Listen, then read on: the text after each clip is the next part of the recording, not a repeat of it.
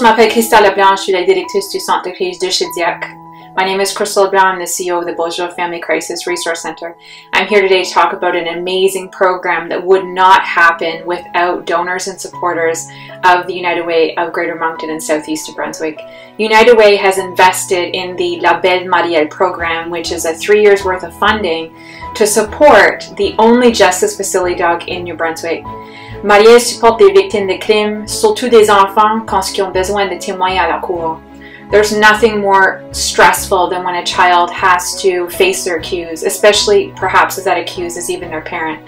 Marielle provides support, calming companionship, lowers heart rate, blood pressure, and stress, and provides a more positive experience for children and youth in our community. Un grand merci.